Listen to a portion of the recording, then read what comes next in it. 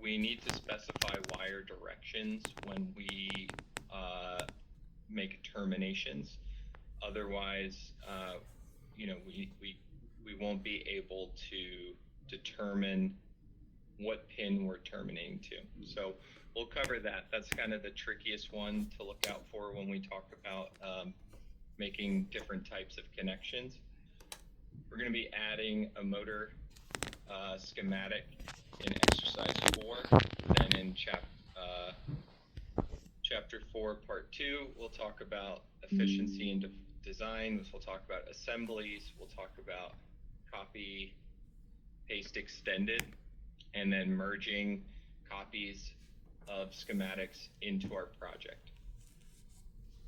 The big exercise today will be exercise 5, 3 panels in 30 minutes. So creating 3 different schematics. And then we'll do kind of like what we did with the panel, where we went through the manufacturing extracts. We'll talk about exporting and importing and some other documentation pieces from the schematic side. This will include running through a terminal plan, using a simple variant and option example, and then we'll cap it off with the add-on tools that are related to schematic.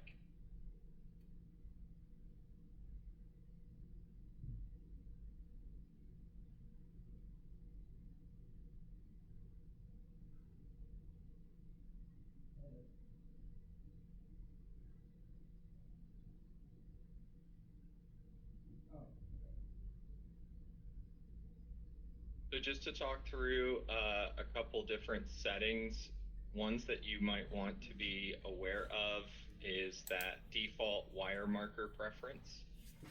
That is located in the connection tab in your electrical settings, where we can define the core diameter, the template wire marker we want for horizontal connections and vertical connections. You may find that you want to even modify and make your own wire marker to fit your standard or your preference. That's fine too. Opening up any one of these wire markers will show how simple they are in terms of how they're made and set up. And you can always create your own and then set it as your default in the settings. Same thing again for when you're connecting lines. You can have if you have a preference, you can have a default for when you're just making connections as opposed to inserting them. So that is in connect lines, as well as device designation prefixes.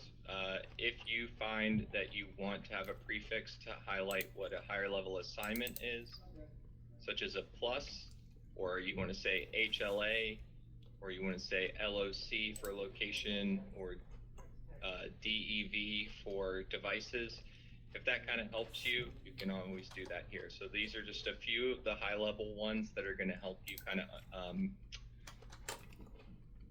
orient yourself a little bit better and make things a little bit clearer for those people that you're going to be sharing your documents or your drafts and design work with.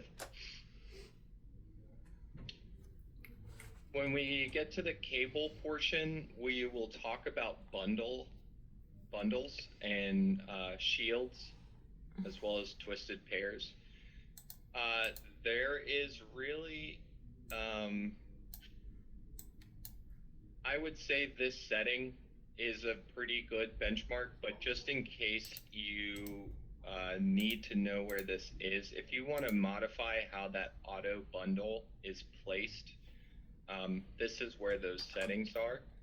So you may find that it bleeds over with these default settings and it covers up other parts of the schematic. So if you want to adjust that, you can. It's fairly straightforward, but just want to bring that to your attention.